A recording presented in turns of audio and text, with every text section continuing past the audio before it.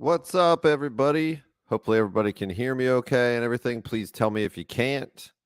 But what I'm going to be talking about today is I'm going to be talking about skin tones. So I thought this would be an interesting topic for you guys to explore. I see some people coming in. Feel free to ask questions, absolutely, along the way. But I wanted to break down how I approach skin tones and how to. I mean, it's going to relate in a number of ways to a bunch of different fundamentals. Like, I'm going to show you kind of how I deal with values and how I get form a little bit in this. But I've done a lot of textures over the years. But skin tones, it's one of those things that constantly comes up. People are always like, how do I do skin tones? How do I make them look vivid, or make somebody look a little bit more dead, like in some of these ones that Dean Cornwell has here. It's an interesting topic. It's really cool. Now, it really has to do with, honestly, when you think about skin tones, what it really has to do with is going to be it's going to be how the light is somebody saying what, what. Okay, let me put the just so everybody can see, let me put the Magma. I'm going to put this in here. They they're like, what, why are all these faces up on here? Let me put that link to the the particular tab. What's up, Andy? Good to see you in here. Yeah. So, anyways, what we're going to be talking about is we're going to be talking about like how to capture the light, right? Really, that's essentially what capturing skin tones is, because there's a local color and a local value for everything, right? If you just had generic lighting, what's up, Andy? There's just local value and a local color for everything that you're going to paint, right? If you just have like very generic lighting, like this teacup that I have is gonna be blue, right? It's like a dark blue, right? Like a navy blue. This weirdo thing that I've got in here is like an orange, right? It's like this weirdo stuffed animal. Um, Everything's going to have like a local value and a local color, but when you put it in different lighting scenarios, you're going to have it might look like a different color in that scenario. So, for instance, if you have a gray sphere and you put a blue light on it, right, it's going to be those two things sort of mixed, right? What's up, Bran? Good to see you. So what I wanted to do today is, like, you guys can, I'm going to stay like right here. I'm going to stay right here. Let me grab hold on a second. Let me grab my brush real quick. I'm going to stay right. Why is it not letting me? Am I? It would help if my tablet was turned on. That would help, right, guys? I could actually paint if my tablet was turned on. Sorry, I'm gonna be painting like right here. You guys can be all around here, right? I'm just gonna have like a couple like right here. Feel free to come around here. We're gonna be doing a bunch of different studies. We'll probably be like a little bit over an hour, probably like an hour and a half or something like that. And I want to walk you through sort of how I approach through that hour, like an hour and a half. Like, I want to walk you through. I have other things that other studies that we're gonna do too, but I want to have everybody pick one from this and build from that. Well, let's dive into it. Like, instead of me like talking about it, let's dive straight into it and get rolling. So, what I typically do, like, if I'm doing a portrait and I want to figure out, and I do this in oils as well too, you guys. Like, I do this in oils as well. If I want to figure out how to approach a like a skin tone, I will do a little sphere off to the side, right? So these are all from Dean Cornwell. So this is all Dean Cornwell paintings.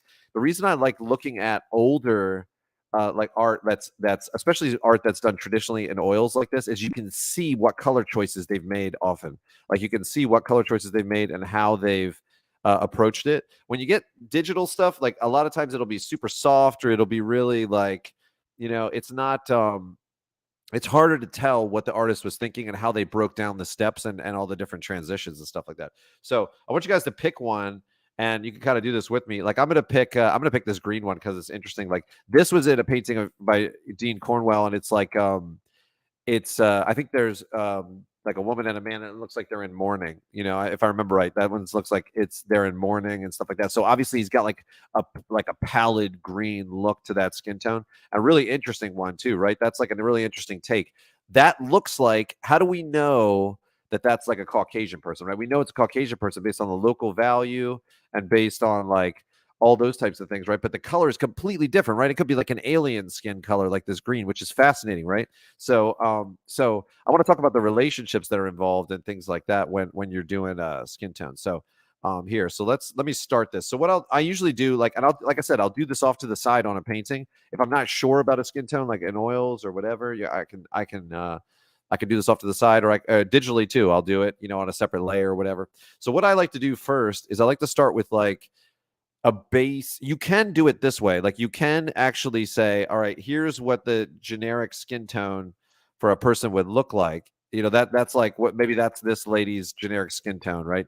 You can do that and say like, all right, well, maybe it's a little bit more like this, maybe it's more like this. You could do that and then come over it with like a layer and say, okay, there's green lighting. So I'm going to come over it like this and maybe even have another layer, right? And make it make it like a multiply layer or make it or something like that. You can come over and like make it green like that. You can do that. That's definitely a valid way to do it. But the way I tend to do it is to kind of look at or figure out the color that I want it to be and then look for the mid-range value of that.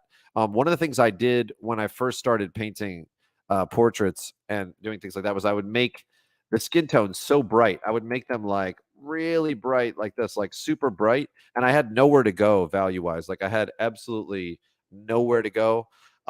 It was all just like value wise, I would put the highlights in and I would do this, but everybody looked washed out. Everybody looked washed out.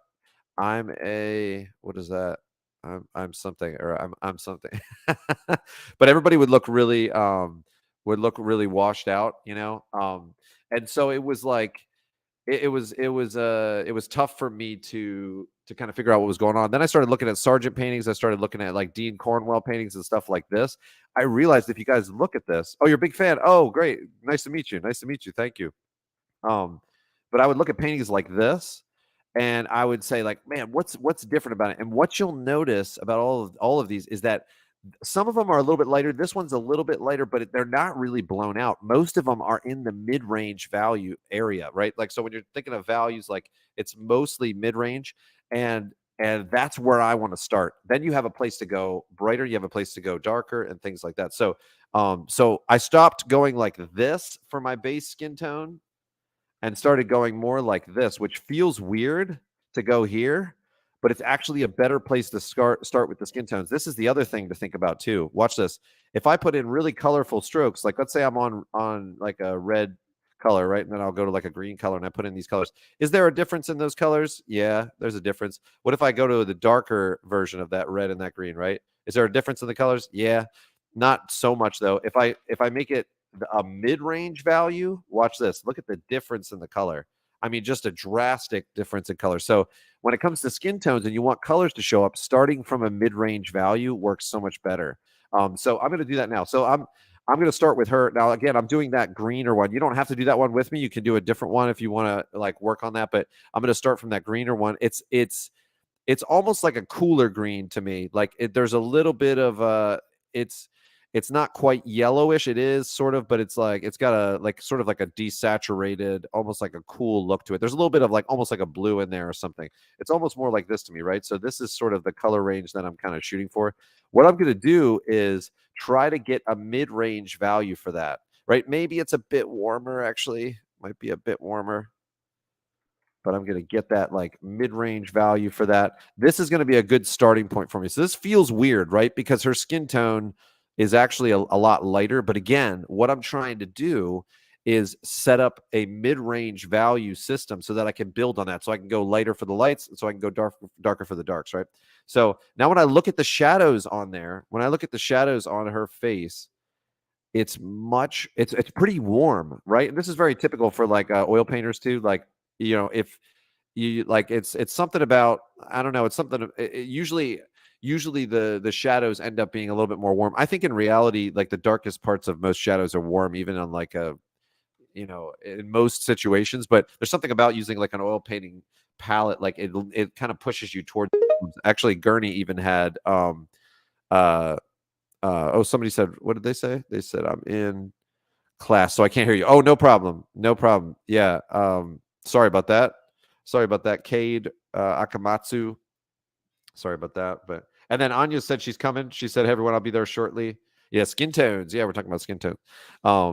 Just to catch you guys up. Sorry if you're in I was saying, but I'm on the live stream. Yeah, sorry if you're in class. That's yeah, that's the you can kind of sneak it. Maybe have one headphone in or something like that when you're when you're in class. Um, but yeah, so but yeah. So go to the live stream. Yeah, the live stream. Let me post the let me see. Let me post a link to that. Right. Let me post a link to. Well, you guys probably have it. You have it in the Discord. Actually, yeah. Just check the Discord if you guys want to check the Discord. You can have that link.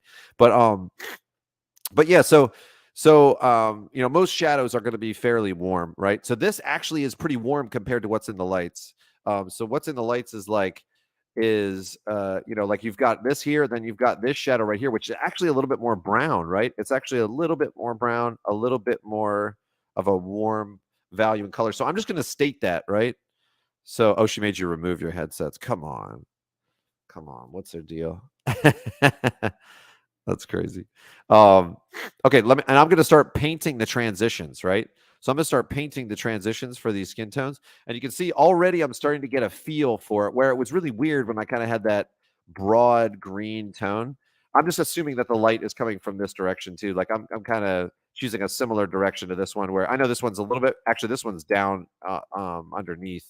But I'm gonna have it coming from the top left to the bottom right, that kind of a light source, And I like the reds that are there in the cheeks. I want to try to capture that too on this one, like these like nice warm reds that are in the cheeks that are showing up, which is really interesting because he like made it almost come out of nowhere, right? So how do you do that? Like how do you get that red to show up and make sense value wise? Well, you can do that by making sure that the value is placed correctly, right? So I don't want to make these in these lighter areas. That cheek is very it's very red, but it's very bright in those areas too. So if I was transitioning into the shadow like it is over here, it's going to be a lot darker, right? So this is going to be a darker value. So value is like usually the most important thing. So anyways, I'm going to come to the lights here. I'm going to establish some of these lights. This is a pretty similar value to what's happening in the lights, right? So now I've got like a general, and now I want to look for the reflected light as well. It's a little bit warmer, maybe a little bit more like a brown. I'll kind of put in a reflected light like this, right?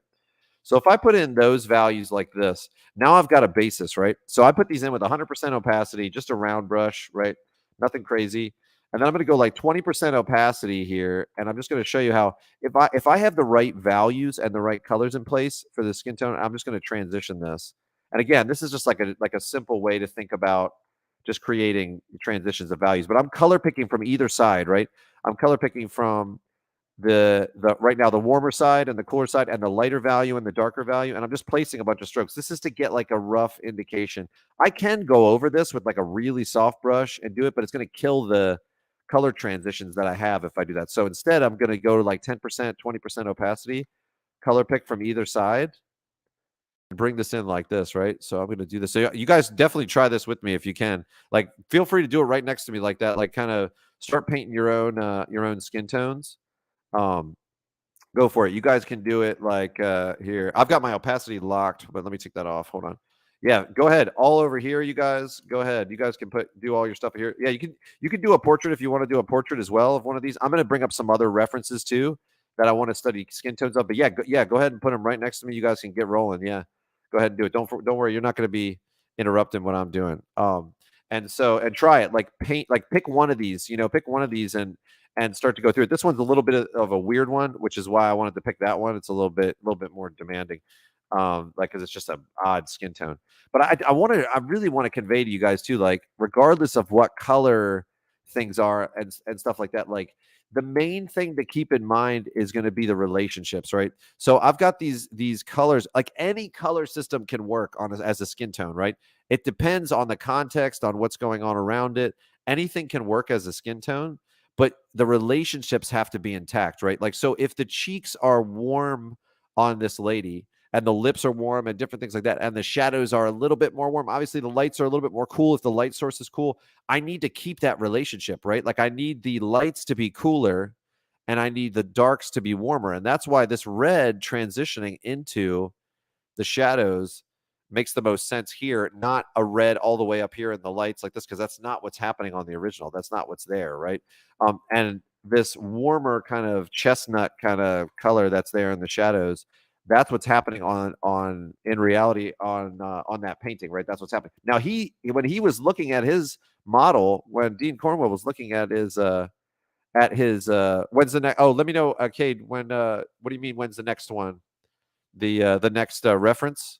Is that what you mean? Let me know what you mean. I don't know if they can hear the hear what I'm saying though, um but yeah, Dean Cornwell, when he was looking at a model, he was seeing a normal skin tone, right? Dean Cornwell was seeing like this, like was seeing like this kind of a skin tone, like or this or whatever, or something more, like reality, right? He decided to paint this right in this way. Like I said, it was like a scene where they're like grieving.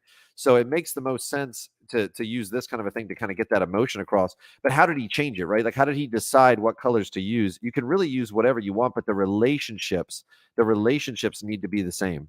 So what he saw was like there was warms in the shadows, right? There were warms on the cheeks, warms in the lips, things like that. So yeah, he's got a greenish hue to the skin, but because he's keeping the relationships intact, it works. And more importantly, because the values are intact, because the lights and the darks make sense and things are transitioning properly, then he can make it work. So you can get away with a ton when it comes to skin tones, like a ton. If you get the values in place and you get things working, and if you keep the color relationships intact. And that's a really freeing thing. Like once you realize, like, oh, okay, I can sort of modify the crap out of this skin tone and adjust it, and any slight observation you make on a reference or from reality, like, oh, I see, like I saw just now a little bit of yellow in certain parts on the skin tone, so I added a slight yellow there in the lights, and it's working, right? As long as the values and the relationships are making sense, because it just needs to be cooler in the lights and warmer in the darks. That's the main thing. But a lot of people they're just scared of skin tones too. Like they're scared, and so this is part of this is dispelling that. But okay, let's see. Okay, cool. Kate is talking to Anya about that. Okay, yeah, I wasn't sure when the next one is. It's pretty soon. I think it's like the next week or something like that. See how I created those transitions first, created those very clear transitions, and I'm just using the regular round brush, guys. Like I'm just using this one, right? It's just that regular round brush. I'm just going to 10% opacity, 20% opacity, and it's again, focus on the transition. Focus on the transition. Everybody's looks good. Everybody's looks good.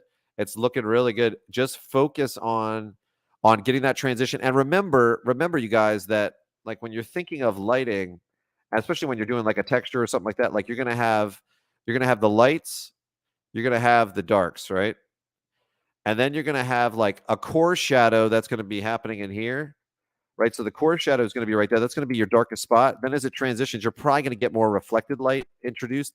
Then you're also going to have a transition that's coming from the darks to the lights. So you might have like, reflected light that's going to be like that. Then you're going to have the core shadow that's a little bit darker. Then in here, you're going to have to walk your way down with these values, like from the darks to the lights, like this kind of a thing. So think of setting it up that way where you have a very clear transition between what's happening in the darks and lights, but you have a very clear position of like the core shadow and all that stuff. That's very important. Like to get that dimension, you have to separate the lights and the darks, and that plays just a huge role in whether your skin tones look right. So you can kind of get away, and we're gonna do some other references and stuff, but you can kind of get away with doing almost whatever you want. Some skin tones will look a little bit weird, like they'll look a little bit strange because they like it's just, oh, it'll look clown like, or it'll look really weird, or it's just something very alien, like something that we don't see on humans ever, like, and we kind of can't, no matter what the lighting, we might not see it. um but you can kind of get away with, as long as the relationships, like I said, stay the same, it's totally fine. So see, I've got this like really warm transition, like from that green. I mean, going from a green to a red is very severe, right? But because we have the values right, then we're good to go. So um okay, let me see what we've got. I just want to check. Feel free to ask questions too. Like I'm going over all this stuff and I'm kind of banging away and doing all this stuff. If anybody's struggling with anything, if you're feeling like, because sometimes it's a little bit weird. So if you have questions, fire away, put them in the chat in here, and I'll see it, and I can address it too. But this will, if you can just do a simple sphere like this, like this will prepare you, like especially on a portrait, like if you're doing the drawing and you're blocking in the lights and the darks and you're not sure how you're going to be able to tackle the skin tones, this is just a great way to do it. Like it's a really, really good way to do it. I mean, in general, on paintings, like if you could just put a sphere in somewhere or a cube or something like that in your composition somewhere and figure out what you're going to do with that, maybe there's a character in the background, or maybe that, like it's just a good way to preemptively kind of solve that problem, so you're not trying to, basically it isolates all the issues that you need to work out, and you're not trying to do everything all at once, like draw a mech character like in the sunset and all this stuff like all at once, right? You're just like you make a cube and put that in the sunset and figure out what you're going to do color wise and all that stuff, and then apply that there. Oh, the other thing I wanted to mention too is that I really like using like round brushes like this, because what happens is very, in a very subtle way, like especially when you use a very low opacity, you get like this dotting effect that happens. And it's actually, what is this, Jay's over here, this I think this is Jay that's working on this. This is great. Like some of that, like this is exactly what I'm talking about. Some of these let me uh let me point to this, like this texture that's right there, like there's like a texture that's on there where there's like this sort of like skin like dotting effect. That's exactly what I'm talking about. When you have a round brush like that and you use that low opacity, when you build up those strokes like one stroke over the other, yeah, Jay, that's it. Yeah, the texture brushes, exactly, like that's great. Like, and see that this, when you go low opacity and you lay down even like a round brush, when you, oh thanks, when you lay down a round brush like that, it creates like it creates a natural texture like that as you go over top. So that's great. That really looks like a cool skin texture. That's exactly what happens, because you have, like it's almost like a freckling thing, but there's like different pores, there's different things. Skin is pretty translucent, right? It's not transparent, obviously, right? It's not transparent, but it's translucent. And so skin being translucent, you're going to see things underneath, right? You're going to see veins that are sticking out. You're going to see, all of that. And so imagine if you had to paint the Hulk, right? So you had to paint the Hulk, right? And so if you're painting the Hulk, what do, right? Because you don't have a reference for somebody's skin that's totally green, right? And you don't just want to paint it like, you don't just want to go, okay, here's my Hulk, and like it's green, and then a darker green, and then a lighter green, right? Like you don't want to do that, right? Like you want to have actual like tones, and you want to have things like that. So you have to think relationally, right? You have to think like, well, the shadows on the Hulk, if I have this reference and I'm looking at this like, bodybuilder or whatever, this bodybuilder has warmer shadows. So the Hulk might be green like this. Maybe this is what the Hulk looks like when I'm painting here, but doesn't mean the shadows can't be warmer, right? Now the shadows aren't going to be like this probably on the Hulk, like super red and like that, because it's a green thing, a green skin tone, but you're going to have warmer shadows. Those relationships are going to be intact. So if the vein underneath someone's arm is a little bit more blue, it's a little bit cooler, we could do the same thing. Like I could put veins underneath this, right? If this was the Hulk skin, I could do the same thing. I could put veins underneath this, like cooler veins, right? I need to make sure that the value is intact, right? That's again the key thing. Like the value needs to be intact. I can put those veins underneath the surface and kind of, do all that, right? I can get that working. It's still going to be cooler. The veins are still going to be cooler, and I can put that stuff on, put that stuff there, but I just have to think relationally. It's tricky. It's a tough thing to kind of transition to. Like it's not something that comes natural. I think to think relationally doesn't really come natural. It's one of those things that sort of over time you have to train yourself to do, because naturally we kind of want to copy what we see. And so when you learn to think relationally, oh, that's fine, Jay. Don't worry about it. That I always know when there's something like that. It's always because I know I do that same thing too. I do that same thing too. Pretty much every time I do a live stream, at least once I'll I'll do that. So yeah, so it's just one of those things. But oh, thanks, Cade. Cade likes the veins, and that, yeah, but it's like it's if you think relationally like that, and you're always thinking about not how light or how dark is this thing, or not how cool or how warm is this thing, but how cool or how warm is this thing compared to what's next to it, or how light or dark is this thing compared to what's next to it. That's the key. So So yeah, so thinking relationally like that is absolutely key. I've talked about that. Thinking about getting the general color families down, getting the like walking your steps up like I did is really, really important. Making sure that the value transitions work is absolutely, key for this as well. And I'm trying to think, I want to just kind of go over it before we go on to the next thing I want to show you. Just want to hit those spots again and make sure you guys understand. Let's take this knowledge, and you guys have done really good ones. Like, you guys have been doing really good here. I like what everybody's doing. Make sure you look for variances too. This is the other thing I would say, is that very rarely is there going to be one color in in what you see in skin tone. So here, let me take I'll take this red one as an example, right? So this red one, this is where color picking doesn't really help. Like, color picking isn't great because color picking, it doesn't depending on what pixel you get when you zoom in like that, it doesn't always give you the results that you want. But I'll show you, like, you've got this color right here, right? Just kind of like that cheek, like that maroon cheek. Then we've got this area, which is actually a little bit warmer. I would actually paint it a little bit more like this up here, like in that corner. Then I've got yellows, right? I've got yellows in the skin tone, like down here by the chin. Like, this is much more of like a yellowish orange, right?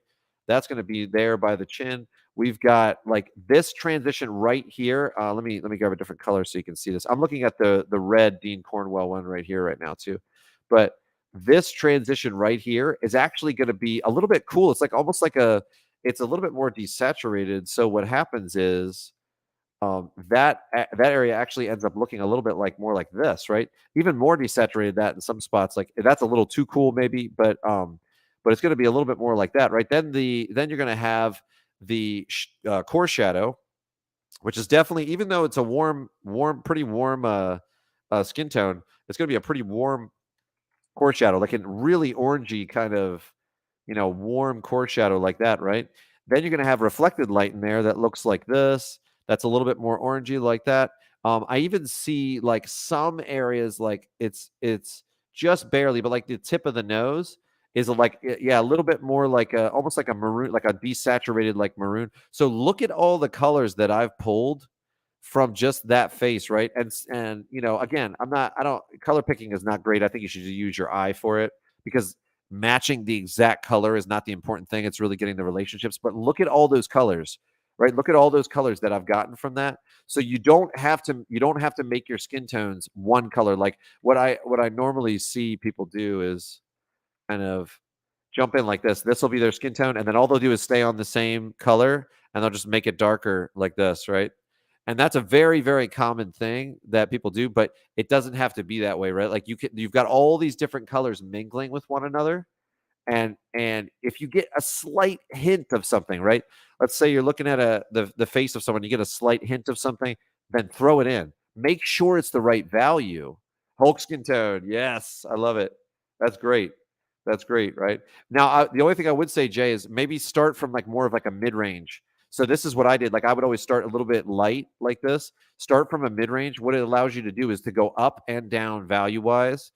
It gives you more opportunity for form, because you can see, like, you have a value range that's more limited with this. Not that you can't do a high key. You can definitely do like a high key skin tone. You can definitely do that. But if you're going for form, you want more value range and more transition, more room for transition. It helps, and colors are more beefy in the mid range. So that was what I was saying before. Like, if you get mid range colors like this, yeah, Jay's killing it. It's really good. It's really good. So, like, if I have colors, like, I'll go full saturation, right? This is full saturation in a mid-range value. Now watch, if I go full kind of saturation, but I move towards the lights, this is what happens with the same colors.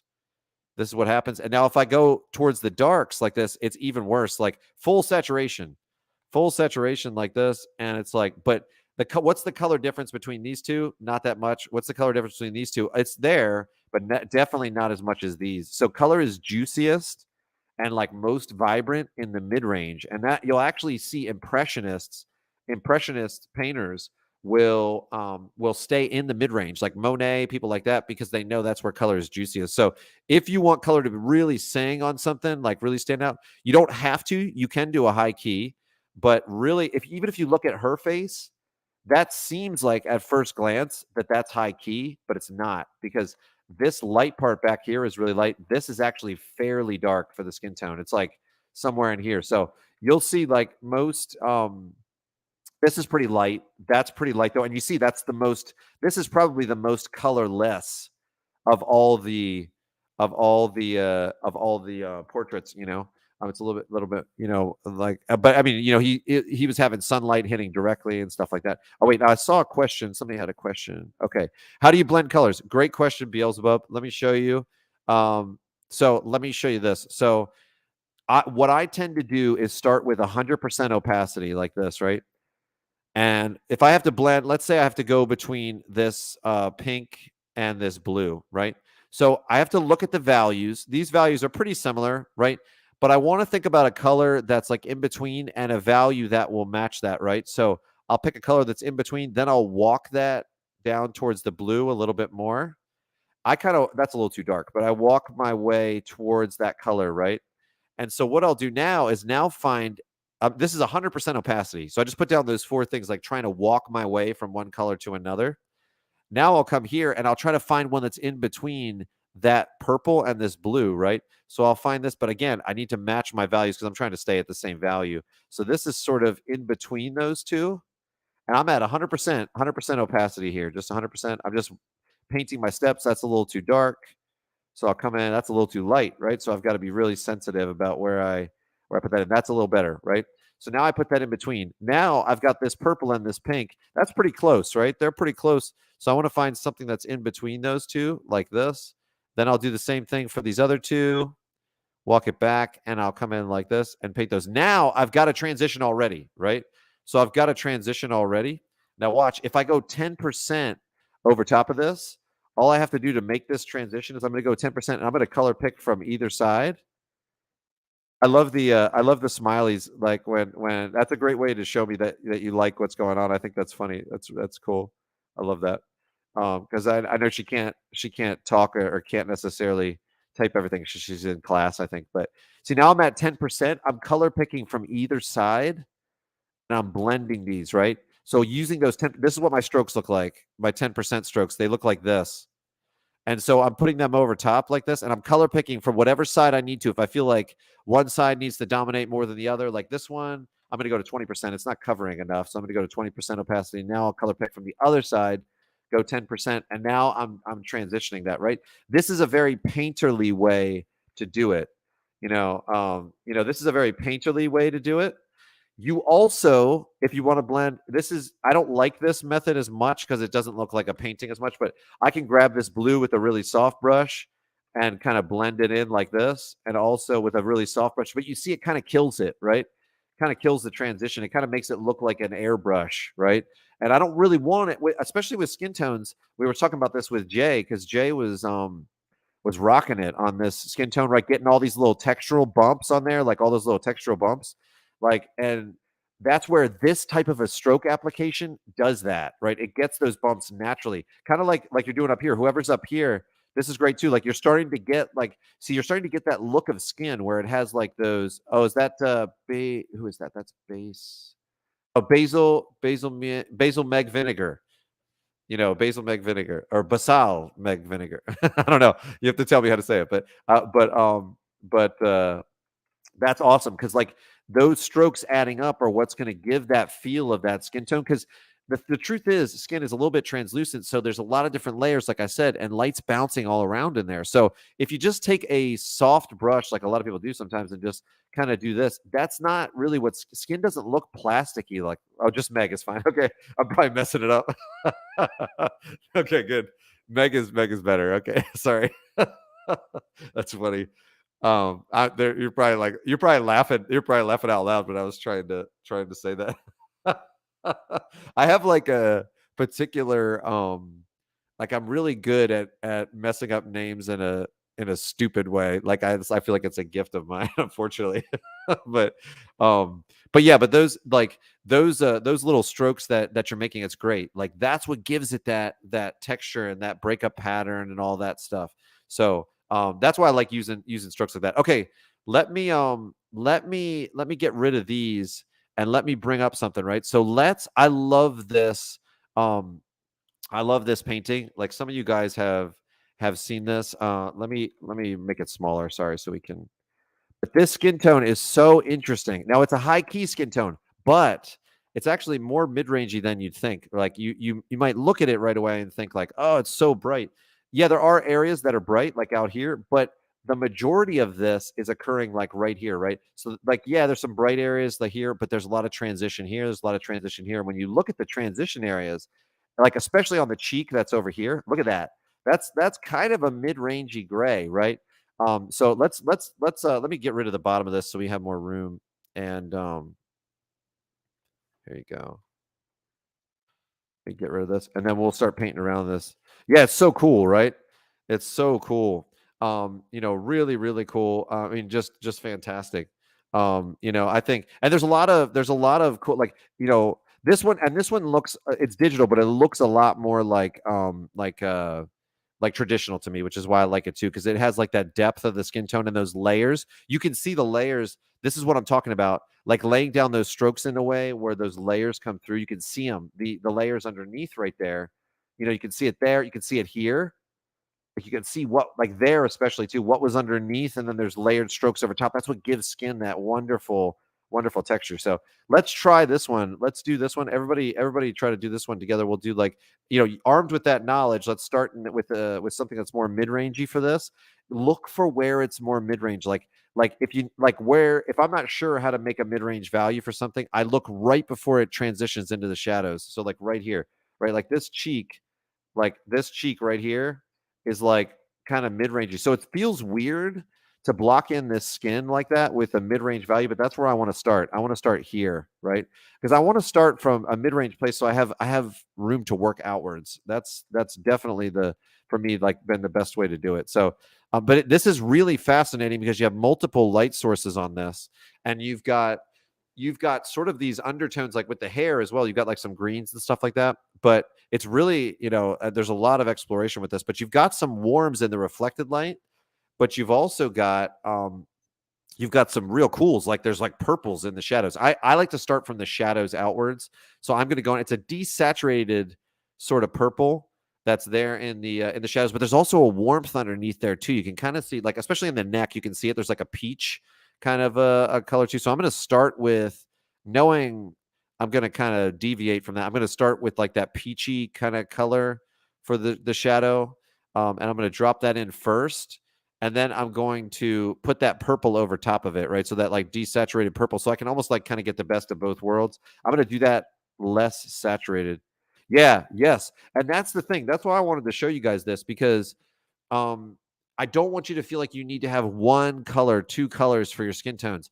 You can use color as a way to show that there's a transition happening, right? So let me show you this. Like Mary Cassatt was an artist. If you guys know Mary Cassatt, she she she was an impressionist, really. And a lot of people don't like her work. I don't like the way she renders, really. Like I like a lot of the way she rendered, and some of the paintings she's had, I was like, they're not like my cup of tea, right? So, a lot of people, I mean, she's super famous, but a lot of people like her. But what I liked to show is that she was a master of creating transitions with just color. That's it. Let me show you. So let me paste this in. Sorry, that's a little big. Let me reduce it down so you guys can see. Sorry, I was like stepping on everybody's toes there. Um, but if you zoom in, you can see this. Like, look at how the value system is really close on this. Very, very close. Yeah, the hair is a little bit darker, but the rest of it, like if you look at like the arm and you look at like the clothes, they're very close in value, especially the arm that's underneath here. The arm that's underneath here, like this arm down here, is so close in value to what's going on with this. And so, but what did she do? She used these cools, like these blues that are underneath here, to show, oh yeah, this is where the shadows would be, right? Normally we'd be dropping in these shadows like really dark in here, right? Like there'd be shadows in here like this, but she's keeping them really light, but it's those colors that are showing that transition, right? So she uses that color to like fool your eye into thinking, oh yeah, the plane changes there, the form changes there. Like this grayscale is not, I mean, it's like just barely darker than that, like not much, right? But you really get a volumetric feel to this. Like you get like a really, like this feels very rounded right here. You know, it feels very rounded right there and stuff. Really, really cool. So again, I'm not a fan. Like when I look at like the face, I'm like, like it, you know, it kind of looks like she's got like a 5 o'clock shadow and stuff like that. Like there's parts of it that I like. I mean, but see, that's where the light's hitting, right? She stayed consistent because that's where the light's hitting here, so the shadow would be on this side, so it makes sense. But there's a lot about it that I don't necessarily love, but there's a lot about it that I do love, like that aspect. So there's so many colors that you guys can use when you're doing this. So many colors. And so look for those, like, and you can use colors to create that transition. Look underneath the eye, right? Underneath the eye, very warm, very, very warm, sort of like an orangey color that's occurring like right here, right underneath there. I'm exaggerating it, of course, but it's like right here. Then you've also got a hint of that in this transition. You've also got a hint of that here on the nose, that orange. It's very subtle, right? Very, very subtle. And it's really subtle in the transition here. Super subtle, but it's there, right? And you can see it. There's a little bit of it right here. It's like kind of mustardy or like orangey or something like that. Same thing here. Like there's, so when I look at that, I say, okay, in the transition areas leading into the shadows, there's a lot of warms, right? There's like yellowish oranges, like that kind of thing. Even a tiny bit of it you can see up here. It's like you have to like really look at it for a while and kind of say what color is that, like to really figure it out, but it's there too. And then you definitely see it in the darks right here, like in this reflected light. So I'm like, okay, the reflected light's a little bit warmer and a little bit more yellow, mustardy, and so are the transitions going out of the lights. So now I can do that, right? So I can look at that observation and then I can say, okay, cool, let's do that, right? So I'm going to have the light going the same direction as hers. And so I'll say, all right, I've got that purple that's in the shadows. This needs to be darker though. My shadows aren't dark enough. I want to make them a little bit dark. I need that core shadow to be a little bit darker. I stated that a little bit too lightly. And actually, the reflected, like it goes from like a warmer purple to like a more of like a almost like a slate, like kind of blue purple kind of a thing. I'm going to add that in there too. That little change in color, right?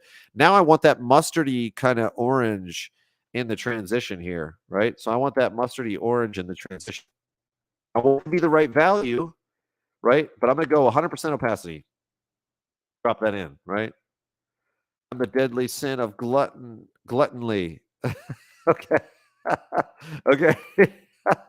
I ate a bunch of cashews before I started this stream today, and maybe I'm the deadly sin of gluttony. I think, I ate an ice cream cone the other day that was humongous, like absolutely human. Oh, you don't like cashews? Like absolutely humongous, and that was definitely. Oh, I like walnuts too. I like walnuts too. That was definite gluttony when I ate that. I was like, this is. I did not need like all this ice cream. I was like, but so I can't have milk. That's the thing. So I can't have milk. So there's this one place that's near us that has this like, I guess it's like coconut milk or whatever. Like I'm lactose intolerant. So when I get the chance to eat it, I'm like, I have to eat it all. Hadley, we're doing skin tones. We're doing skin tones. Jump right in. Jump right in. So Jay, this is awesome too. This is really good. What you're doing is really good. Try to go darker, like go for the mid-range, like let that, see how this is, mine's like more of like that mid-range. Start there as opposed to going to like, because then you feel like you have to work backwards, and you have to so try that if you can. And you can even take yours, if you guys find yourself stuck, you can go in and like go into the filter and just, like if you need to, just even go like brightness and contrast and just drop it down, right? Just drop. I mean, I'm dropping down both, but like I don't want to do that. But you can drop it down like this, right? And get it to be darker, and then start from there as well, or even just hit it with like a multiply layer and go over top. Because the reason why you want to do that is because you want there to be, like in this portrait, you can see very clearly there's a spot where the light is hitting, right? This is the spot where the light is hitting the strongest, right? So yes, it's hitting here. That's facing the light source too. This is facing the light source too, but this is the spot that's hitting the strongest. So you want that spot to exist on yours. And so if you go too light with the skin tones too soon, if you don't start from a mid-range, you almost like run out of values, right? Then you got to work backwards, and you've got to like work backwards on it and like try to make it work that way, and it's you don't have as much room to maneuver. I realized this when I went to the museum and I looked at a bunch of Sargent paintings. Sargent, if you don't know Sargent, it's Sargent, but Sargent, he started from a mid range, and I always wondered how he got the colors so juicy and got everything to look so controlled. And he would start from those mid range values, which is really fascinating. It's weird. It feels counterintuitive, but again, look for where that transition is into the shadows. That'll give you your value and your color if you're struggling. So then look, now I'll come here, right? And I'll say, okay, well, this is like it's actually like a little bit more of like a warmer gray for the lights. There are some greens showing up like in certain spots, like yellows and greens, like down there, and some purples and things that are showing up here. But in general, it's kind of like a warmer gray for the lights. Like it really is. It's almost like this. Like it's almost like that. And so I'm going to start there and kind of say, okay, this is for the lightest area that's hitting that. And then there's gonna be transitions, right? But this is where like some of those purples come in, some of those, I'm gonna get some of those greens as well. Some of those greens are really, really interesting. And again, I want to get the right transition. I'm sorry, the right value. I want to get the transition right, but I want to get the right value too. And then also see some of those purples and like it's kind of like a purplish pink, like as it transitions into the shadows. I need it to be a little bit darker, like this. Like, so I'm going to establish that right there. Maybe it needs to be a little bit lighter. You see, I'm not even worrying about transitions. I'm not worrying about getting it like looking smooth, and I'm not worried about any of that stuff. Right now, I'm just worried about colors, right? I'm putting it in almost like a like clown it looks like clown makeup or something, but I'm putting it in like that because I want to focus on the important part here, which is going to be these color relationships. Then and I do need to restate this, like this needs to be a little darker. This right here, this needs to be a lot darker, I think. Maybe a bit darker than that. I want to make sure I have a good value structure in place. Those shadows need to be there. That's a little better. And so I do see like some yellows and greens and stuff in the hair. So I'll put them in. Why not? Let's put them in, right? Put those yellows and greens in the hair like this. Like this kind of thing. Come through. We've got some cool blues actually like going into the shadows too. Like there's some that they're kind of more purplish, but I'll throw in some of those too. Yeah, whatever colors I'm seeing, I'll like drop those in and I'm going to be very like, very generous with what colors I'm seeing. Like, I'll be like, I kind of see this color, so I'll just throw it in and make it pretty strong. So then watch, once I start, I need to establish this light and dark relationship a little bit more like this. I'm holding back on the values a little bit too much, I think. And this transition, this needs to be a little darker, this warm. Again, I'm just evaluating what I've already put down. Now watch, as I start working this, now I'm going to go 10% opacity, grabbing from these different areas. I chose the right values. I chose the right, hopefully, the right colors and values. And now I'm using like that 10% opacity stroke to kind of build this up. I can use 20% if I want to cover more ground, 30%, whatever. You can cover more ground quickly, but you're going to color pick from the various areas that you've already set up. You can kind of start working on these transitions, color picking from either side that you've established, right? You're not color picking from the image. You're color picking from these nice saturated colors that you have established. And it will look very sort of stripy at first, kind of, but you can counteract that. So I'll show you like as we move on, we'll counteract it. But I want those colors there. That's my point. There's like I want those colors there that I can pull from. I want them there, and I want to have them in my skin tone so that as I work over top of the skin tone, those colors are underneath, right? They're underneath, and I can pull from them. So yeah. So this is oh good Hadley. That's awesome. That's awesome. Yeah, yeah. No problem, Jay. No problem, Jay. Yeah, yeah, give it a shot. If you're talking to me, yeah, I didn't know if you guys had like a private chat or something like that, but yeah, if you're talking about this, like, yeah, like it's very very helpful. And this honestly comes from oil painting. Like I've done a lot of oil painting, and so you build it up in these layers like this. Now I can always do this, right? I can always grab like make my brush bigger and say, I want a little bit more of this purple to dominate in the lights, right? Or I want a little bit more of this to like I want to go over it and make it like kind of make it. Okay, you're talking about me. Okay, good, good. Um, it's you can always make it more uniform. Make it more uniform anytime you want. You can desaturate it, make it more uniform. kind of get the skin tone to kind of roll out like that. You can do it at any time you want, but it's a lot harder to have those colors there from the get-go, right? You know what I'm saying? Like, it's like having the colors, it's like going stronger with the color first gives you the option.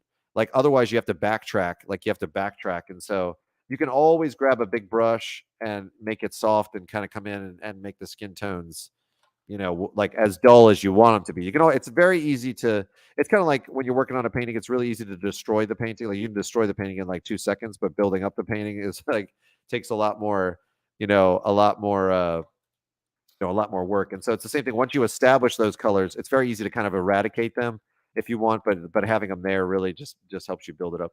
So, but again, the hard part about all this is doing all of this and looking for all these colors and establishing all of this while you're thinking about the values. And I'm constantly having to go back and reassert the colors. Like, as I color pick and start to do this, like, it'll get more dull. It'll get more dull as I go along. And it will sort of, it will kind of like sort of get a little muddy and like move towards like a desaturated kind of look as I go. So I might have to go back and reassert the color. So I might have to come here and like restate this color like pretty strongly again. Like, maybe I might have to do that, right? But that's okay. Like, you just stay aware of that and be aware of that like as you work into a painting, like, it starts to get a little more dull. Now I see like a nice cool blue like on the side of this cheek.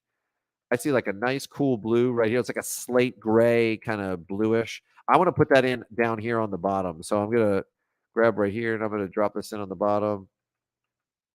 Like this, like it's not quite that bright, the reflected light. Actually, I'm gonna put that blue over here on the left side. Now, what I also see underneath the chin is I see like a peachy kind of warm area, like, and even on the rim of this, right? There's like a warm reflected light, and it actually could be like something else in there that's like this clothing or whatever, something else is bouncing up and is hitting the rim right there and is causing like that warmth that's underneath there.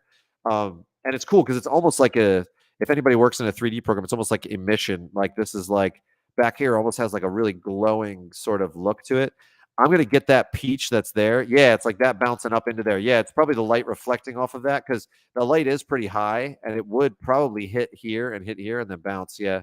So that's true. That's good. And so what I'm going to do is like this peachy like color that's here. I want to inject that in and put that into here. But again, I don't want to come in like this and make these shadows like super bright. I don't want to eradicate what I'm doing. It absolutely, Frank.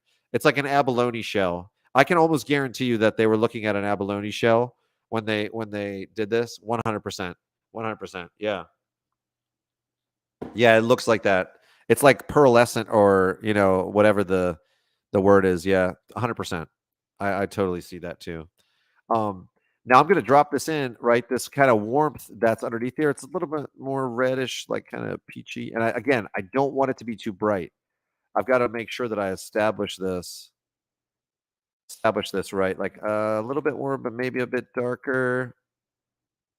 Now look, I've got a really long, like warm transition going into the shadows here. Like, this area here is like really like warm and like long like that. Now I don't see that much here, right? If it's a little bit cooler, I've kind of overstated that, right? So now I want to come back in and like I want to try to capture like this kind of a thing, like where it's like it gets a little bit more desaturated as it goes into the shadows. And it's a bit more, it's like a bit cooler, like this kind of a thing. So I want to actually, it's like a almost like a cooler yellow or a mustard kind of color. It's an interesting one. It's a gray, but let's go a little darker like this. Yeah, so that's going to be a little bit closer to what I actually see on there. And with that warm underneath there that I had, when I go lower opacity, it actually kind of works, like having that warm underneath there. That's a little closer to what I notice on this. It looks a little closer to what's there, to what's there. Um, so again, it's like really trying to, I even see some cools in the lights. It's like looking at that and evaluating it, but then making sure that the relationships are the same and making sure that the values are working and making sure you have a very clear light, a very clear dark, like you have a very clear core shadow so that you can see the dimensions on all this stuff, like the form is working and and that all the color families and the color relationships work, and it's a tricky thing. It's definitely tricky. But the more you start exploring this way, and the more you start looking for the color and establishing it, the more you won't just feel stuck. Like I can't tell you how many times like I've taught students and it's like they do skin tones and it's this, and then this is the same color, right? And this is how they do skin tones, right? It's a very common thing. And they just create a transition between there. But there's so much more you can do with it. So much more you can do with it. So really fun. I think it's great too. Like when you see artists like this that are really, really exploring, it's really cool where they can just, create like crazy transitions, but also see what makes this work is really the value system. Like and all the forms are there, but it's like that closeness. See this transition from this is purple. This is like a pinkish purple, and this transitions to like a greenish kind of, greenish blue sort of, right? But the values are handled so well that it's like a very slight transition, right? I love the lips on this too. Lips are so cool. Like to use cools for all those areas that are normally warm, like the hair is normally warm, the mouth is normally warm. Like it's really fascinating. Like it's really interesting. It gives it such an otherworldly feel. And that's the other advantage to this too, because the other advantage to this is once you learn to control skin tones like this, then you can start manipulating them and start changing them and stuff like that. Um, so yeah, so I'm gonna leave this up. Let me move mine. I'm gonna move this, and then I'm gonna bring up another one that you guys can work from. I'm gonna move mine out of here. I'll move it down here. And I'll bring up another one that you guys can work from. And then this will probably be the last one that we can do, but I want to do this one. This one's great. So you can create a sphere. Now this has two light sources. Let me get rid of sorry, I know I'm covering up some people's stuff. Give me one sec. We don't really need the top of the head either. Just need that. That's basically all we need. So I'll put that here. You guys can use this one as reference too, and kind of grab that. And what I'll do is I'll do this. I'm going to make this. I'm going to copy and paste this and put it. I'm going to put it in a couple other places too. So whoops. Do this one. Like this. Copy and paste. Oh, why are you not? Here, let's duplicate this layer. Okay, so I'll put this up here so you guys can have. I'll just make it smaller. That way you can zoom in and you can still see it where you guys are at. So you don't have to look at like zoom into mine. Like there's just one in other places. So that way you can zoom in where you guys are at. Okay, over here too if you guys want to do it. That way you'll at least have it as a reference. Like even though it's very small, you'll have it as a reference. Oh, somebody's doing one of those transitions with the rainbow colors. Nice. I like to see that. Yeah, paint those transitions.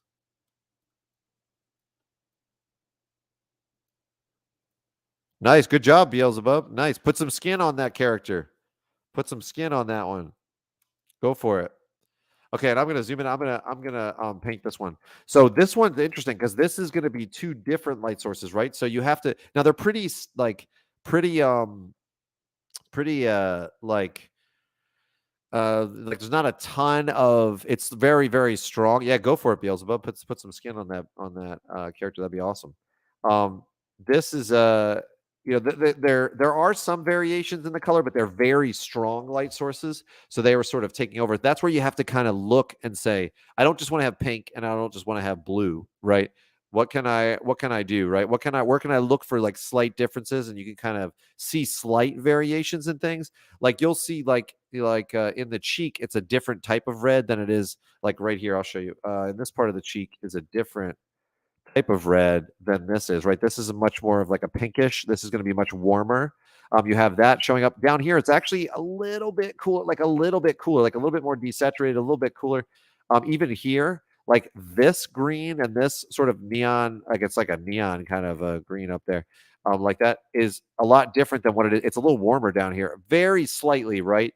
But you can pull from that and use that to kind of help you make decisions. Remember, we don't have to copy the skin tones. We don't have to copy them. That's not something that we have to do, right? Now, this is going to be interesting because there's two two light sources, right? So what do we have to do? I'm going to start from actually the darker, more. This is great too. Is that you, Anya, that put in the? Yeah, Anya, good job. That's really good. That's a great like system already. Like she was like started with the core shadow being that like dark, sort of, mid-rangey color like this. I would push your values a bit more, go a bit darker, look for the darkest spot of that because it's going to drift as you move forward. It's going to drift. So, but that's great. That's exactly right. Like exactly how you kind of want to think about it. Like you want to establish those two families first, establish those two families and get that in and get like a general kind of feel for where things should be, like this kind of a thing, right? And you want to establish that first. Everybody's afraid to go like 100% opacity. Like this happens in oil paint too. Like everybody wants to use medium and make all these soft, like thin strokes and stuff like that. Like paint the transitions. Like go for it. And I want to start with a little bit more of a mid range, like a darker mid range value for these. This one's darker too. I went a little bit light, but oh, no, no, you're good. No, it's fine. No, I'm saying you did it. You went for it. No, it's good. I'm just saying, no, no, you're good. That wasn't to shame you. That wasn't to shame you. I was just I was like moving on and talking about something else. I wasn't actually thinking that with yours. I thought you stated it pretty good. You know, that's funny. That contextually sounded like I was like, yeah, like yeah, I didn't mean it like that. That's funny. But like people, I'm just saying people in general are kind of afraid to kind of walk it up in those like in those harsh steps. But if you paint the steps right and then you worry about the transition later, you're good. The key thing is making sure that the colors and the values you choose, you can go as high opacity as you want if the colors and the values you choose are appropriate for that area, right? If they're appropriate for that area and you walk up the transitions, you're good to go. Like you can do it. You could paint a whole thing with you could paint a whole painting with 100% opacity, 100% opacity. Like, and I think that's a really, really good exercise. Actually, I'm working on ideas. I have a portrait class on schoolism. So if any of you guys want to check it out, you can on schoolism, and it's about doing expressive portraits. But I'm designing another class for it now, which is like it's basically just exercises. It's it's going to be like what's called like a workout class. So on that workout class, one of the things I'm having people do is paint like 100% opacity painting. Do like one that's like only the palette knife and do some things like that because there's a different way of thinking about transitions. I think when you do that, so it's very, very helpful. Yeah, really, really helpful. Now again, remember how I was like walking my way between those colors and creating those transitions? That's exactly what I'm going to do now. They are totally across the board. Like, yeah, that's right. Anya's got a whole study group, related to that. Yeah, hit up Anya if you want to get in on that. Get in on that. Start working on that. Like, start practicing this stuff. Start practicing this stuff. So, what would be a good transition value in between these? It actually looks a little bit warmer and a little bit more desaturated, like this. A warmer kind of color, like almost that's like desaturated. I actually went from green to red here. This is like a red. If I went more saturated with this, it's like this. But when I went desaturated with that red and warm, it ends up looking like that. So that actually is a good transition value there for this. Let's go to this one. Let's go a little bit more towards this pink and then come here. Let's go a little bit darker. This one's fun, right? Yeah, it's fun. Multiple light sources is fun. I think it's fun. I think it works great. And it's really cool too because it's like green and red, which is awesome. Um, yeah, it's I see it shifting a little bit more in the it's definitely a cool light source because like when I see the lightest value, it looks more blue than it does green. I feel like it gets more green as it goes towards the shadows a little bit warmer as it goes towards the shadows, which I think is a good way to kind of logically think about it and that together. There you go, Cade. Nice. Yeah. That's good. Like creating those transitions. Yep. Painting that in between. I know. Teal is, I know. I am too. I'm with you. I'm partial to a nice teal too. I agree. What is it about? There's certain colors like that I'm just drawn to. Like I'm really drawn to like a bluish purple like this kind of color. Like I'm super drawn to that, like almost into the blues like this. I think is that like periwinkle or something? But that's what look, I named my daughter Violet, and one of the reasons I named her that is because every time I mix up that color or do that color, I think about her. That's what I told her. That's like my favorite thing to mix. It's one of the things. Also, violets are very wild. Like they grow well in the wild, I mean, and they're hardy. Like they stand up to all sorts of like, tough times and things like that. They can thrive, and they're pretty, and they're pretty too. So that was like a lot of the reasons I chose that for. Um, I love that name. Like some people don't like it. Some people say like, "Oh, it sounds like an old lady," but I was, but I think like actually we've heard more people with the name Violet as time has gone on. But when we first gave that name to her, everybody was like, "It sounds like an old lady." I was like Violet or whatever. I was like, okay, I get it, but I like it. I don't care. We have reasons for what we named all our kids. Like we have like real specific reasons why we named our kids that. So, but yeah, give it a shot, Hadley. Yeah, take a look and see and check it out. Yeah, and Anya's great. Like Anya, just to give a shout out to Anya, like like she's super dedicated when it comes to like the study groups and like those people are just showing their lack of taste. That's right. That's right. Yeah, take advantage of that. Seriously, guys, like if you want to get better and there's a group of somebody who's like, oh good, Jay, you like it too. Good. Yeah, I like it too. I like it too. And I'm not, if you anybody that knows me knows I'm not the type of person to do something just because like nobody's gonna pressure me. Like the second somebody says like, "Oh, you have to do this," then I immediately am like, "Okay, I'm not gonna do that." Like, I've got that. She's like me too. Violet's like me, which is really funny because I named her that because like violets can like I said, they thrive in the wild and they thrive in like harsh situations. She's definitely like that. She's tough.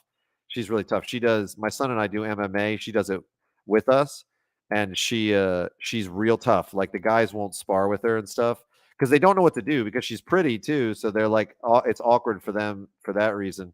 But then also she beats the crap out of them, so they don't know what to do. They're like not quite sure what to make of it, and so she actually just did a tournament like a little bit ago, and dude, she was crying because she felt bad because I mean she put an arm bar on this girl that was like it was such a sick arm bar that she got, and the girl's arm her elbow popped, and Violet let go at the right time and everything, but it just happens sometimes. It's happened to me before a bunch too, but like but she got like a crazy armbar and she was crying. She was like, "Oh, I feel bad." She went over. She was like hugging the girl. The girl's like, "No, no, I'm fine." She had ice on it. She's fine. It's all part of it. But it was funny to see her. But she's real tough. She's tough. So I named her right. I named her right. And actually, it's funny because if you put violets in your yard, if you don't put them in a pot, like they will take over. They will take over and like totally like consume your whole garden. And Violet is the same. If I were to let her store her stuff out in the living room, like all her stuff would be everywhere. Like it would, she would consume the house if we didn't make her keep her stuff in there. Like all her shoes and her clothes and all that stuff would be laying everywhere. It would be all, yeah.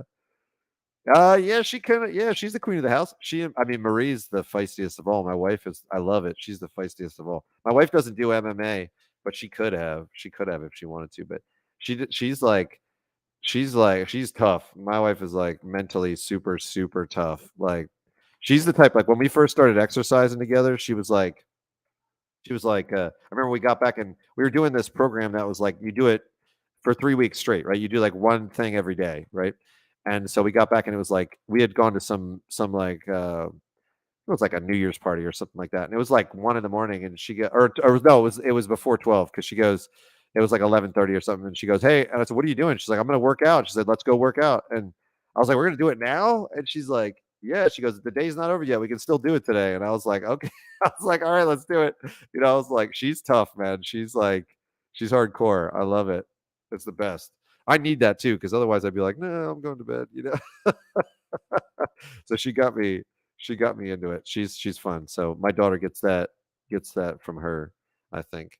But yeah, fun stuff. But yeah, I know. It's like but it's funny though naming your kids.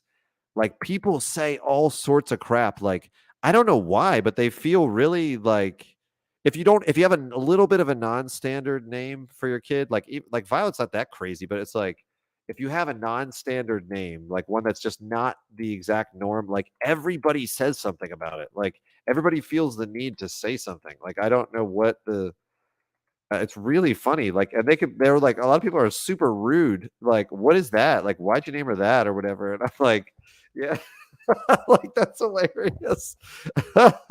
It's pretty funny. It's pretty funny. Um, and I'm like, man, you know.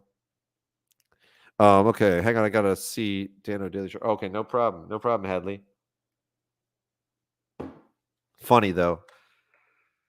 But it's just such a personal thing. It's just a personal thing when you name your kids. And I have reasons for it too. That's why. So um yeah, yeah, yeah. Yeah, that's right. They give their input, when nobody asked. Yeah. I think I do that sometimes too, so I can't get too mad. Like I think I do that. I'm that type of person. I think that's fair to say that I do that too. So um oh yeah, no, it's fine. I don't care. Like I said, I don't care. I'm not the type of person. I think it's funny. I actually come back at people. It's like if somebody says something like that, well, why'd you name her that? I'm like, oh, you think I made a mistake? I'll say, you think I made a mistake?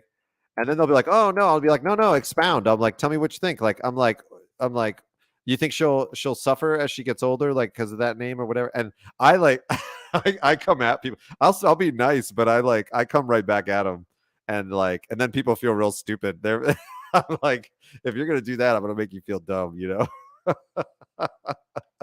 One time, like my daughter has really curly hair. So my daughter has really curly hair, and really puffy, like curly hair, and it's super like platinum blonde. Come at me, bro. Yeah, exactly. I don't mind it. I don't. You know me, Anya. I don't mind the. I don't mind the. I don't mind the. I'll get right in there. I'll get right in there. I don't mind the conflict.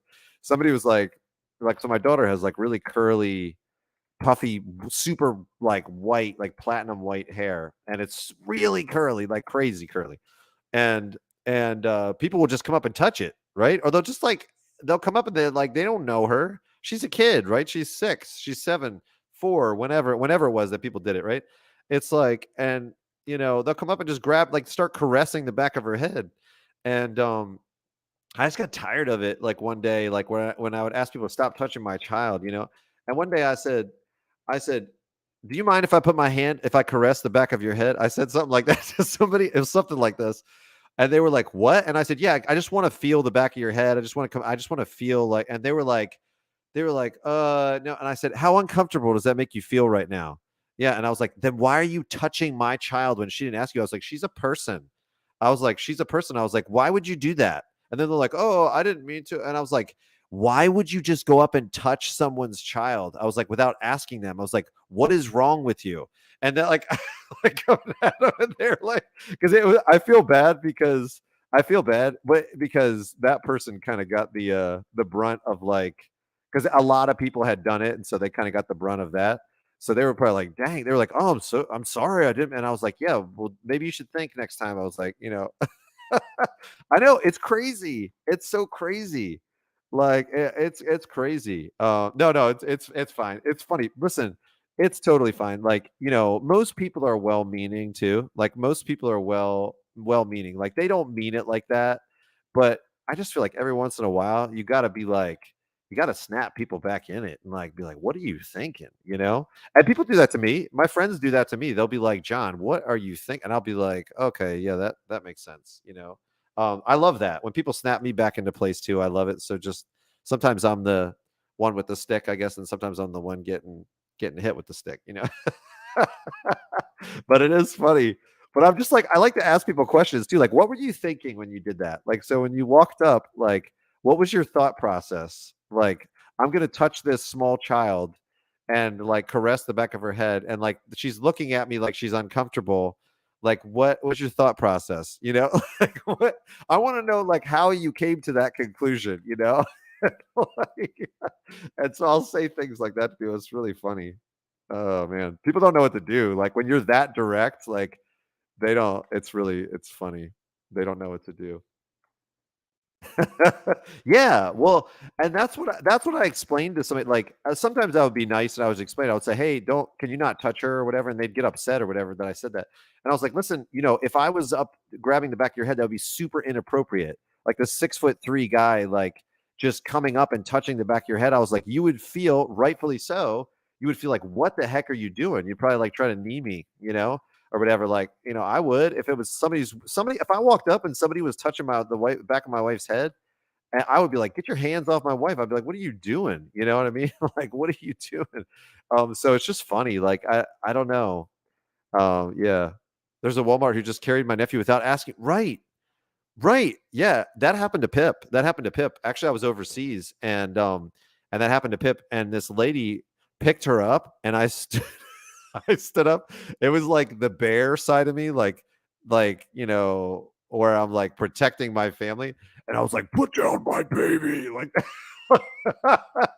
when she was real little, and she was like, I like yelled it, and she was like, "Oh, sorry." I was like, "Do not walk away with me holding my child." I was like, "I do not know you." I was like, and then I was like, "Okay, we're cool." I was like, "We're cool," because I know she didn't mean it, but I was like, but it really was. I was like, it would be, it would be like in a movie where like the room shakes and the lights blink. I was like, "Put down my baby." Right. That's what I'm saying, Jay. Yeah, that's what I'm saying. I was like, that ain't happening. I was like, that ain't happening. Like, you can talk about her hair all you want, and like you can, and poor Pip, my daughter, she like, she puts up with it. She told me she doesn't mind so much. I've asked her about it. She doesn't mind so much like the the when people are talking about her hair or even touching her. She said, that's fine. I don't care. She said, but I don't like when people take pictures of me. And because it's funny, guys, like, I mean, it's like having a little celebrity, like, not as much anymore. She's not as little. When she was a baby, it was more common, but it was like having a little celebrity because everybody wanted to take pictures with her and stuff like that. And I found out she hated when people take pictures. So they would ask, and they would say, can we take a picture of it? And I'd say, no, she doesn't like it. I was like, she's actually expressed to me she doesn't like that. So, and they're like, oh, okay, sorry, okay, well, thanks. I was like, yeah, don't do that. um so it's really funny. We used to put a hat on her though because we couldn't get anything done when we went to the store. Because, like, think about it like this, guys, right? So think about this math, right? And think about, feel bad for celebrities for this too, because like celebrities, this must really suck. But like, if you go to the grocery store and you have 15 people come up to you, right? And they each spend 5 minutes talking to you, right? So that's this. That is 75 minutes. That's an hour and 15 minutes extra that you have to spend at the store that you didn't want to spend. And it's the worst. So like celebrities, like when they just want to go and get milk, right? And then somebody's like, can I take a picture or whatever? If it takes you 3 minutes and 10 people do that, that's an extra half an hour they had to spend that they wouldn't have had to otherwise. That's really sucky. That's really sucky. So fame is like, yeah, fame is wretched. Fame is absolutely wretched, and I don't wouldn't want anything to do with it. Like, I wouldn't want anything. The money gives you like freedom. You can kind of do what you want to do, like other things you want to do and stuff. It gives you like a freedom, like you don't have to worry about your bills every second of the day. But like, but fame is, I feel like it's just like a weight around your neck. Like, I don't, and people thinking they know you and they don't know you, and like people either do one of two things. They either think you're better than you are because you're famous, right? Which you're not as good as somebody's saying, or they think you're way worse than you are, right? They think you're like horrible because they're jealous or like whatever. Like, it's this like, it's one or the other, right? It's one or the other. People either like love you too much or hate you too much, like don't give you a fair shot, you know. I don't know. It's weird. It's a weird place. I experienced like a tiny bit of that. Like, it was really funny because I was in a band when I was younger for like 7 years, and so people would come up and ask us for autographs, and I would say, why do you want my autograph? And they would be like, well, you're in the band or whatever. And I was like, yeah, but we're a local band. I was like, we're not even, I was like, and I would say, we're probably not going to make it. Like, that's what I would say. And they're like, well, just in case you do, like, whatever, I can say I knew you and all this stuff and everything. And I was like, well, all right. I was like, I guess. I was like, it's not worth anything. I was like, this signature is worth nothing. I was like, do you realize that? They're like, oh, okay. They're like, you're funny or whatever. I'm like, okay, It was really funny. I always thought it was weird. I was like, why would they, when I'm a dumb local band like playing, why would they want my signature? You know? It's funny, yeah, I don't, the whole fame thing just, and when I've seen celebrities around, I don't care. Like, for me, I'm like, all right, there's Brad Pitt. I'm like, okay, great. I said to my one friend was like, we should go talk to them or whatever celebrity it was. I can't remember. And I said, why? And they were like, well, I said, what are you going to say? I was like, you're going to say, oh, I like your movies. I was like, that would be great, right? If you said that to him, I like your movies. I was like, listen, I was like, what would you say? You know, like you're just gonna walk up to him and it's gonna be awkward and weird. And like I said, if you want to buy him a drink or something, or you want to get like just buy him a drink and just give him a nod and say, hey, you know, whatever. Yeah, I was like, they just want to eat with the people that they're with. They don't want to, you know, and what are you gonna do? Like, you think like they're gonna be like, oh, I want you to star in my new movie, or you know, it's so dumb. Like, I don't it's not natural and you're forcing your way in, you know, it's just funny. I don't know. I never felt the urge to go up to them, you know, because they're just it's just another person. Like, look, and they're good at their job. I'm good at my job too. Like, you guys are probably good at the jobs you do. Like, what's the difference? You know what I mean? Okay, well, yeah. So they're actors, or so. What's the difference, right? They're good at their jobs. You know, okay. You know, when somebody's really good at their job, it's interesting to me. Like, I want to talk to them. But I feel like that about a bricklayer, or I feel like that about like you know, anybody. So it's interesting. I don't feel like I would like to talk to them about their job if they're very good at it, not because they're famous. So I don't get it. It doesn't make sense to me. I'm like, I don't care. Like, why would I want to meet Brad Pitt? Like, what's the is he if he's a nice guy? Good. Okay, cool. I'll hang out with him. If he's not a nice guy, I don't want to hang out with him at all. Like, you know, I don't get it. I don't get why. It's just an actor. It's funny. But that's my take. That's my take. I mean, and actually, it's funny because, like, I have met some musicians that I've really liked over the years, and I've met them, and I've been like, oh man, that guy's kind of a jerk, you know. Like, I've seen him with other people and been like, dang, that sucks. Like, he's kind of a jerk. Like, and it kind of taints their music for me from that point on. Like, I'm like that was it. Like, now I kind of don't like their music as much, you know.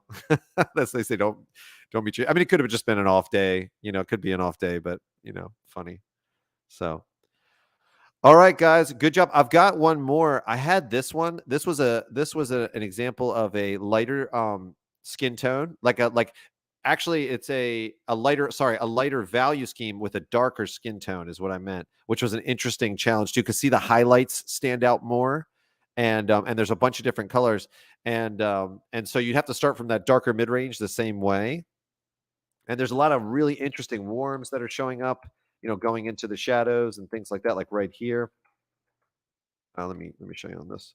Like right here, wonderful warms showing up in there. Some actually some like purples and stuff showing up in here. Just barely you can notice it. Just barely. There's actually some kind of like purplish kind of things like in there, like as well. So I'll put this up for you guys if you guys want to look at this too. Let me let me make this a little smaller. You guys use this one as reference too, you can. That's a cool one. I have to actually head out pretty soon, probably in like 7 minutes. So I don't know if we'll have time for that one, but I'll put this here so you guys have it. Let's see here. But does anybody have any questions? Is there anything that you're like struggling with that you had a question about that I could answer before I go to? Like, let me just take the rest of the time and kind of. I've been talking about stuff like I've been talking about celebrities and stuff. Sorry, kind of deviating from art a little bit, talking about my daughter's hair and celebrities and stuff like that. But it's fun stuff. Okay, no, not really. Okay, good. Okay, good. Good. If it's been clear, that's good. Okay, good. Learned lots. Awesome. Yeah, I wanna start doing like when I'm doing these live streams, I want them to be more instructional. Like I want it to be sort of like a curriculum kind of a thing where I want to go through like or at least have an idea of something that I want you guys to oh good, so Anya, it was entertaining. That's good. That's good. Good. No, yeah, me too. I'm trying to get used to the technique you showed. Okay, good. Good, good, good. That's great. Good job, everybody. There's lots of really good skin tones around here, like lots of really good skin tones. Really, really nice. It's working. Yeah, it's tricky. It's weird at first to block it in like full opacity and stuff and do things like that's like not a typical way to do it. It's not that you always have to work that way too. You definitely don't always have to work that way for sure, but it's just a new way of work. It just helps you think about creating transitions like that. It makes it look more painterly. So let's see. Let's see. Trying to get used to technique. Yeah. I'm drawing my OC from Honkai Star Rail. I probably said that wrong, but what are your tips for coloring anime? Okay, so for coloring anime or doing something like that, I'll answer that real quick. Like you want to do your line work. This is like there's a lot that goes into it, but in general, like let's just say that I had like a sphere like this, and this is my line work, right? So if this is my line work, what I would do is draw my line work first. Then I would do the local color and the local value that's underneath it, like this. So like this, do the local color and the value and almost make it solid. Like a lot of times if you're going to do like a cartoon-ish, any kind of cartoon style of rendering, like start like this, like get the local color and the local value, put that underneath. Then you know you're going to create another layer on top of it. You can use like a multiply layer as well, and you want to add your shadow values. Like, and you want to you can lower the opacity when you do that. But let's say there's like a shadow on this, right? Have a shadow value like this, like you can go to like I'll go to like 30% opacity, but then you're going to drop in like a shadow value like this, and then you can apply a texture if you want to the lights. But in general, that's the way to work. Like here, I'll go up here for this one, like that kind of thing. That's the way to work. Like it's so if it's this character right here, like you would let me show you like this, right? So you would come in like this. I'll just do this real fast. Like you would come in like this, then you would decide where are the shadows, right? So where are the shadows? And if the shadow value or shadow shapes are like right here, like this, like you find a direction for the light source, you come in like this, maybe this side's in shadow too or something, or maybe this whole arm would be in shadow then that, and then this side would be in shadow. And then you can apply the textural information. That's like a really fast way to kind of say it, but like that's the that's the general way to work is to establish that local color and value, and then establish like that shadow shape, like all those shadow shapes, and get that place there. Do I have? I feel like I did. I draw over top of that. Did I put that pink there? I might have put that pink there. I think, but okay. Let's see. All right. I was wondering if you ever do hand anatomy class or how to draw hands. I don't have any classes on schoolism about that, but we could talk about that. We could start actually that would be a good like kind of series like to do like start building up the structure first. I think like actually the best way to build up hands is actually to do start with the arm and the wrist. The reason why you want to start with the arm and the wrist is because that like so much of how the hand is interpreted is based on that, and that's where that like it's hard to explain but like without showing too much of it, but it's like it's you that connection point for the hand becomes really really important, and that's where people a lot of times they make it harder on themselves to draw the hand sometimes will be right, but the wrist and the arm are wrong, so it makes it look wrong. So I like to start there. It's a simpler way to kind of do it. It also is like the base that the hand's always going to be sitting on, so I think it's really really important, and then you build the hand from that. But yeah, we could do that. We could maybe I'll work up like structural, like maybe even if we just take each session like a part of the body or something and just explore it, right? And just start practicing drawing those things, and maybe do some like I'll break down the structure of it, and then we can just practice it. You know that if we have like an hour and a half, like that's good. I think that's good for like a practice session. We can just like have a rotating sort of thing where we do like that. That'd be really fun. Oh, nice, nice. Is that nice, Anya? Those yours? Those are good. Those are really good. There's a lot of good ones, you guys. Nice, Meg. That's coming together. See, that's where you had those colors up front, Meg, like where those were all really almost looking like clown-like, right? But once you tame the values down and you have a very clear light and dark, you can get away with so many colors, right? So many colors. That's really cool. I love it. And then you can always like take a big brush and like go over top of it and simplify it if you want to, and then kind of push back all those colors. But I like that you've kept them in there and the values are starting to work now. That's good, Meg. That's good. And Hadley, nice. That's what I'm talking about. Like getting something like that where it's very, very clear. Remember too, Hadley, that like a lot of times the core shadow is here. That's where it's going to be darkest most of the time. Not always, but most of the time that core shadow is going to be darkest. Like that's where your darkest value is going to be. Then it's going to have some reflected light. So remember that as well. That's important. That's a common thing that I see a lot of people do. That's just something to keep in mind in general, guys. Like with a sphere, think about like if you've got a light source that's shining on a sphere, right? Like you've got that like ellipse of where the light's hitting, right? So let me do like a low opacity version of this so you can kind of see like it would be like where the light's coming down like this, and this ellipse would be like where the light's hitting that. Now the shadow is going to be on this side, right? It's going to be on this side of the sphere, and you'll have like a cast shadow coming off of it or whatever, down here.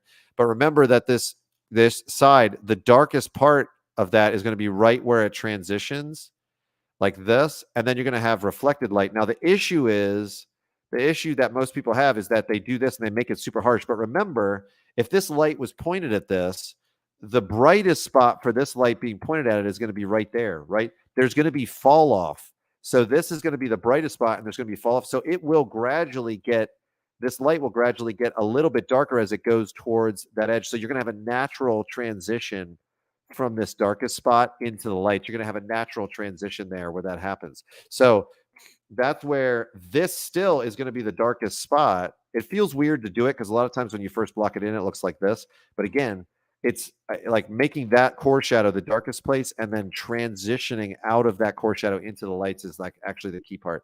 So that's going to give it a lot of dimension, a lot of dimension. But if I make the darkest spot here, it changes the lighting, right? If I make the darkest spot the bottom and I have this transition like walking its way down towards that very bottom, it changes what it actually means that the light is broader and is covering more, and it's almost like that. So it's not actually functioning the way it should be. It would be in reality. This is going to be like that core shadow then. Especially if something is sitting on a surface like this, right? If it's sitting on a surface, the reflect light's going to be on the bottom, not in the middle.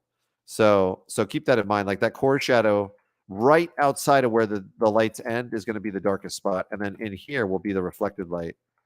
Then typically you've got what's like you might have some light spilling into this too. Typically you'll have like what's called an occlusion shadow underneath here too. Like where this is really close to the ground right here.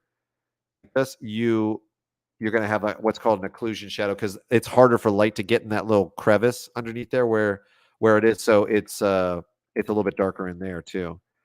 So yeah, so keep that in mind. That core shadow is very like making sure you understand that you have like that system in place for that sphere. You've got like the highlight, then it transitions, like you have transition value, then you have the core shadow, then you have reflected light. That's real important. So just make sure that because the same thing here, like this shadow is all the way on the end when that core shadow should be actually where that brown one is. You should actually swap these.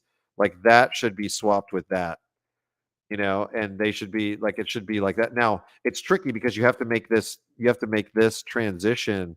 This pink has to transition into that, but this darkest value that's there should actually be where that lighter brown one is. And if the light's coming this way, right? If the light's coming that direction, then you would have, well, there's a potential actually, if the light is coming that direction, actually this might be right because it's more of like a spotlight. So this could be the dark, but if there's a wall behind it, there would be reflected light here.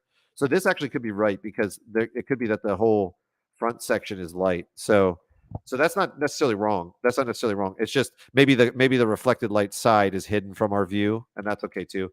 But just keep that in mind. Keep that in mind. That's an important thing. If you want more volume and if you want it to look more dimensional, like this kind of lighting is a little bit tougher to get it to look like that because it's almost like it's like somebody's taking a picture with a flash, right?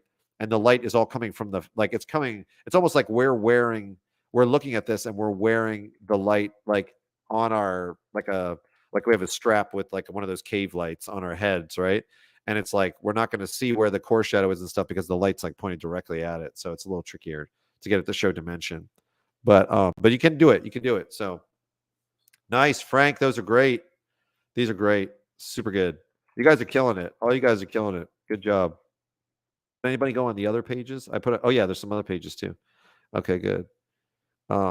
Cool. Okay, so the tips for this one, just quick tips like about this one. No problem, Frank. Is there's no shadow value. So this is where, yeah, you can put it in the local values like this, but then you have to decide where the light source is and then put in those shadow values. You have a little bit around the chest, which is good, but you need some like on the sides of the arms and different things like that. That would be my tips for that. But that's great though. That's great. But yeah, it's like if you have an arm, you have a cylinder like this, right?